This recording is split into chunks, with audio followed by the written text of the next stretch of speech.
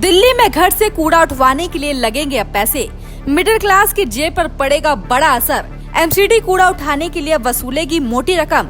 दुकान, मकान, restaurant, hotel का रेट हुआ तय। जी हां, अब जल्द ही आपके घर से कूड़ा उठाना हो जाएगा बंद। जो गाड़ी सुबह सुबह आपके घर से आती है कूड़ा उठाने के लिए, वो सबसे पहले वसूलेगी आपसे चार्ज, उसके बाद गाड़ी में डालेगी कूड़ा। जी हां, सही सुना आपने। बता दें कि देश की राजधानी दिल्ली में रहने वाले लाखों लोगों को अब अपने घर से और दुकान से कूड़ा उठवाने के लिए शुल्क देना पड़ेगा। दिल्ली नगर निगम ने इस शुल्क संपत्ति के साथ जोड़कर वसूलने का फैसला किया है। ये शुल्क ऑनलाइन टैक्स भुगतान के दौरान अपने आप ही शामिल रहेगा। इसकी न्यूनतम राशि 50 रुपए से लेकर 5,000 रुपए प्रति महीना होगी। इससे देश की राजधानी के संपत्ति मालिकों की जेब पर सीधा असर पड़ेगा। वहीं अब इस चार्ज को लेकर दिल्ली में राजनीति भी गर्मा गई है।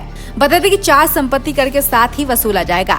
ये उन मालिकों की टेंशन बढ़ा सकता है जो पहले से ही नगर निगम को संपत्ति कर दे रहे हैं। इसे ऐसे समझे कि दिल्ली के संपत्ति मालिक जब अपना संपत्ति कर जमा करने जाएंगे तो उन्हें कूड़ा उठाने का यूजर चार्ज भी देना पड़ेगा। ये चार्ज रिहायशी इलाकों में बढ़ाकर वसूला जा सकता है। जानकारी के मुताबिक रिहायशी संपत्ति मालिकों को संपत्ति कर के साथ ये चार्ज न्यूनतम 600 रुपए से लेकर अधिकतम 2400 रुपए देना पड़ सकता है। अब हम आपको बता दें कि किस संपत्ति पर कितना आपको चार्ज देना होगा।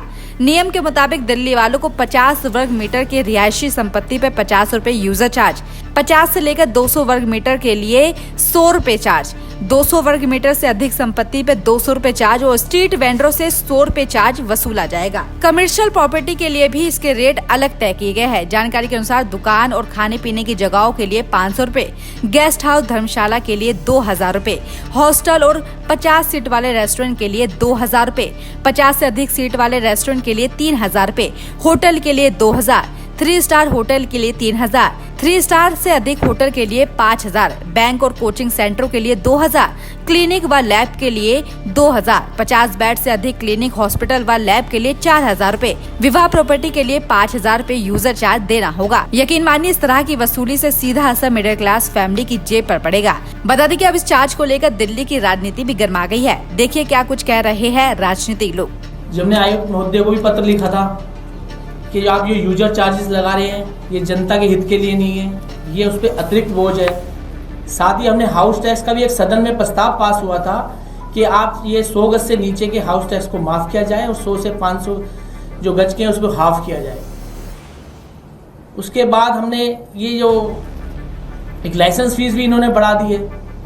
जनता, दिल्ली की जनता वैसे ही करों के बोझों से घिरी जा रही है, ऊपर से टैक्स पे टैक्स बढ़ाए जा रहे हैं। जब से भारतीय जनता पार्टी दिल्ली में आई है, स्कूलों की फीस भी बढ़ गई है, यूजर चार्जेस के नाम पे ये पैसा ले रहे हैं। दिल्ली वासी एक सफाई कर्मचारी को अलग से पैसा देते हैं कूड़ा उठाने का, उस पे ऊपर से यूजर चार्जेस लगा दिए गए हैं। तो दिल्ली की जनता इतनी कर के बोझों से इतनी परेशान हो गई है कि वो कहाँ से इतना पैसा भरेगी।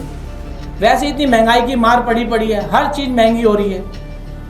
दिल्ली की जनता को भारतीय जनता पार्टी ने एक वादा किया था कि दिल्ली में जब उनकी सरकार आएगी तो प्रत्येक महिला को 2500 रुपये देंगे, वो भी उन्होंने नहीं दिए।